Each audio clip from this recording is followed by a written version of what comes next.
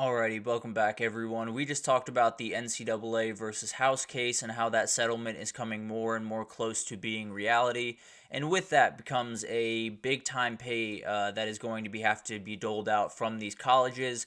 And the question is, how do you deal with that? And one of the big answers that has kind of been popping up recently is private equity. Obviously, this new deal is going to cost $300 million over the next 10 years, whether it's from pulling money away from what you get from the NCAA or paying that revenue sharing. There's going to be a lot of money going towards this over the next decade, and not everyone has that money, as we talked about, and it's definitely something where they're really looking for any answer they can get. And Drew Weatherford is someone that is more than willing to give them that answer. He is a former Florida State quarterback that has been, I think, played there from about 2007 to 2010 in that kind of range, and since then has become kind of a private equity trader, has become a very, very, powerful, successful guy. He's opened Redbird Capital and Weatherford Capital that are two programs that are kind of coming together to create collegiate athletic solutions. So this is kind of a new program. We've heard a lot of different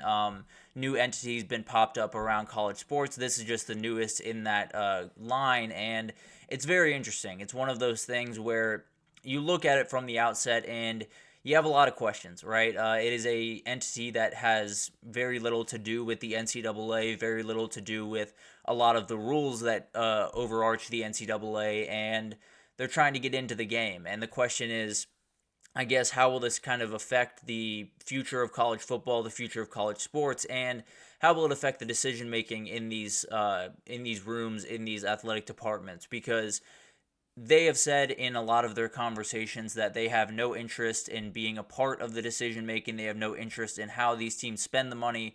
They just want to give the money to the teams to make their ends meet. And I'd love to believe that. I really would love to be, totally believe that this is totally out of the kindness of their hearts and they're doing their best to save college sports. And that sounds like a great thing, but I'm a little bit skeptical of that just because of what has happened around college football and college sports over the last little bit. It's been a little bit sketchy, right? And there's not necessarily been a ton of people around, especially in big time positions of power, that have necessarily had the greatest, had the sport's best interest at heart, I suppose is the best way to put it. And I hope that this is a little bit different, but I suppose we'll find out. It sounds like Weatherford and Cardinale, who is his partner, Jerry Cardinale, are seeking about 5 to 10 programs to give as little as $50 million, as much as $200 million to. I don't know what that looks like in terms of payments. I don't know what that looks like in terms of who's going to be involved in those programs. They say they don't want any power. They say they don't want a position within the athletic department.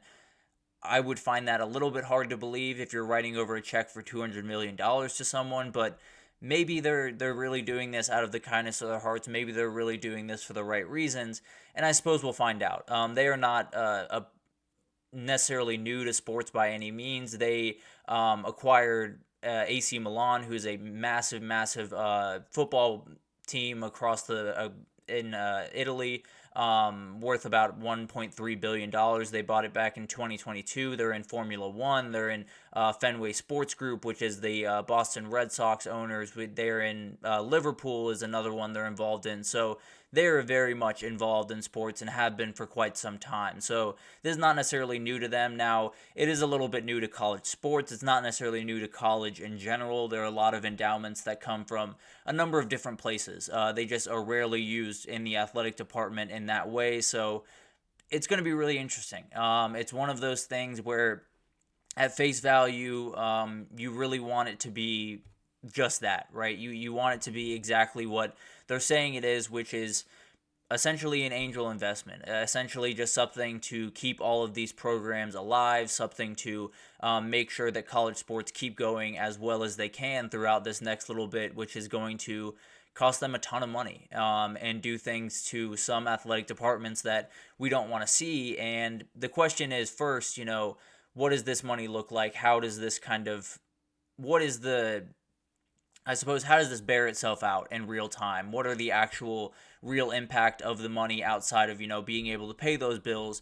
Are there, additional asterisks added onto that? Are there, people involved in decision making that probably shouldn't be there. It's a very murky situation, but also it's hard to blame some of the schools for going this route or for trying to go this route, because you look at everything going on around the country, and you look at some of the books that are around athletic departments around the country. Some just absolutely need this to stay alive, and that's what they've said in this article. It's literally a question to one of the people very much involved in this, one of the athletic directors. They asked him, "Do you need this to be successful and survive?" And he said yes. So it's very plainly, this is just the reality of the sport. If you're going to ask them to pay $300 million over the next 10 years, it's going to be hard for them to look internally and just say, we got to fundraise that amount of money. They just can't to a certain extent. So it's going to be one of those things that not only is going to be fascinating to watch which teams are involved, which I think is a conversation that is going to be really interesting, right? When you look at what teams could be involved, obviously the Big Ten and the SEC teams are a little bit less worried about this new influx of payments that are going to have to come. That's just the reality of where they stand. They have a little bit more ability to give out that $20 million. Now, not everyone in the SEC or the Big Ten are on the same footing, of course, but they do definitely have a little bit more of ability to foot this bill. Now, does Oregon State, does Washington State, do these other schools that are just a tier below them, but the books are kind of sketchy at times. I mean, we talked about UCLA, who are in the Big Ten. They are massively in debt when you talk about their athletic department. It's been that way for the past couple of years. At some point, you got to start digging yourself out of that hole. And if this is the answer that they have to give for that, I don't necessarily blame them for doing it. Obviously, it's not what you want. It's not necessarily the way that I would love for this to go about. But you're looking around and you're saying, pay $300 million over the next 10 years, but also asking them to do it, entirely above board and not go out of their walls to get it is a little bit unrealistic, right? You don't necessarily have donors that are willing to give up that amount of money every single year for you to go about your business. So this is something that is very dangerous. I'll be totally honest. I don't necessarily know what this looks like in real time. I'm having a little bit hard time believing that this is fully out of the kindness of their heart, just trying to save college sports. I'd love to believe that, and him being a former college football player definitely does help that case a little bit, but I don't know. It's a very, very interesting situation where I don't really know how all of this fits in. I don't really know how private equity works in college sports. I don't really know where this money will go, and I don't really know if it necessarily will lead to many great things in this sport. But I do know that it kind of forced some teams' hand. And you hate to say that that's the reality, but when you look across the sport, everyone's on such uneven footing that at some point you got to do something to keep up. And if that's, adding a rocket booster of $200 million to your back, that's sometimes just what's got to happen. And it's definitely something that's going to be fascinating to watch. Is it the ACC and the Big 12 that take really good advantage of this? Is it Group of 5 teams? How much money goes out to these programs, and how is that money used? There's a million questions, and that's always going to be the case when someone like this from the outside comes into the sport and has this big of an effect, but it's kind of the reality that we live in. If you're in Tulane right now and you're trying to make those books work, especially with $20 million coming up next year, you got to go somewhere to find the money. And you have to do it relatively quickly because these payments aren't coming, 5 years down the road. They're coming pretty much tomorrow, and you got to be ready for them. So it's going to be fascinating to watch all of this unfold. The way I look at it, it is a dangerous proposition, but maybe the only option for some of these athletic departments across the country. Now, can the NCAA step in and do something? Can they make this at least a little bit more above board than it seems like it will be right now? That's the hope, but from where I'm standing, the NCAA doesn't necessarily have a ton of power to do much. So it'll be fascinating to watch this unfold. I think this is the center of the storm. We've talked about a million different things on this show about the different changes and the different craziness going on around college sports and college football in particular.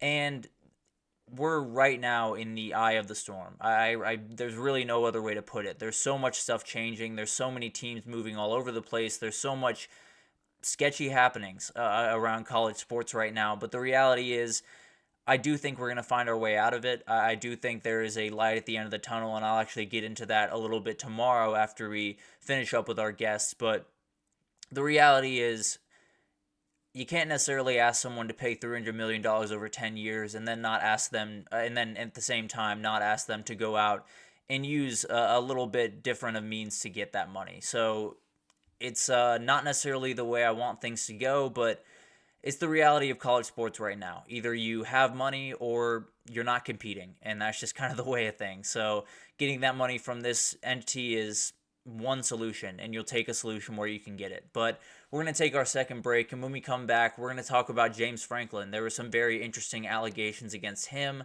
about possibly interfering with some medical decisions that were going on at Penn State. I'll get into the details of that and break down just how big of a deal this actually is and how it will affect James Franklin going forward. So stick around, and we will be right back with that.